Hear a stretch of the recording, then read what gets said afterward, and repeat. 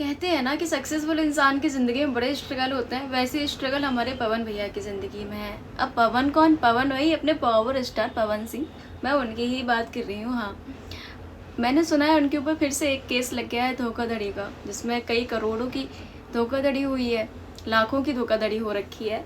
और किसी मूवी के बारे में बताया गया है कि भैया ये मूवी जो आई थी, बॉस मूवी के बारे में पता चला है कि बॉस मूवी जो आई थी उसके पीछे धोखाधड़ी हुई है, पवन सिंह उसमें शामिल है। मुझे ये समझ में नहीं आता कि पवन सिंह क्यों धोखाधड़ी करेंगे, उनके पास कम रुपए हैं क्या?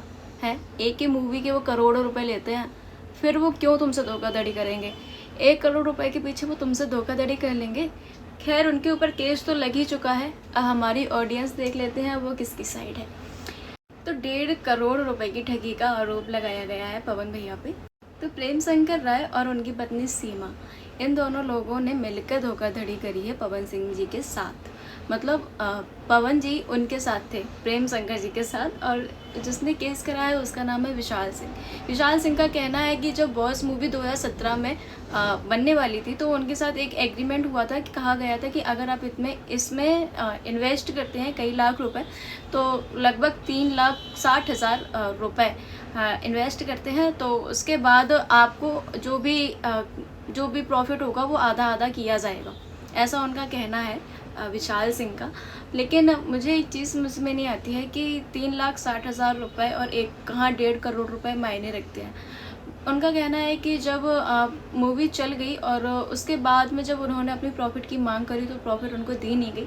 लगभग 1.5 करोड़ का उनका नुकसान हुआ है, वो भरपाई पवन सिंह कर लेंगे। और प्रेम शंकर राय जी और सीमा, जो भी नाम है, प्रेम शंकर और सीमा का तो मुझे पता नहीं, लेकिन पवन भैया पे मैं अभी बता सकती हूँ कि वो ऐसा नहीं कर सकते। और उन्होंने साफ साफ ये कहा है कि प्रेम शंकर जी ने साफ हमें मिलाया गया था पवन सिंह से, पवन सिंह के नाम पे ही रुपए दिए जाते हैं, इन्वेस्ट किए जाते हैं, ये तो सच है। लेकिन ज़रूरी थोड़ी ना है कि पवन सिंह इन सब चीज़ों में मिले हुए हो, वो क्यों धोखाधड़ी करेंगे, वो भी इतने रुपए। माना कि जो प्रेम शंकर है उनके लिए हो सकते हैं रुपए ज़्यादा, लेकिन पवन सिंह के लिए नहीं है। पवन सिंह के लिए कोई बहुत बड़ी अमाउंट नहीं है।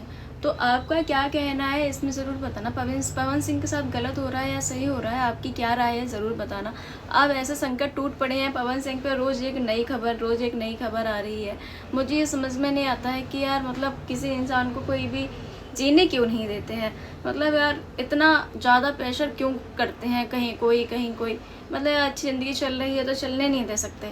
कभी कुछ केस होता है तो कभी कुछ केस होता है। फिलहाल के लिए वीडियो को यही एंड करते हैं, मिलते हैं नेक्स्ट वीडियो में। लाइक और कमेंट करके अपनी राय ज़रूर देना।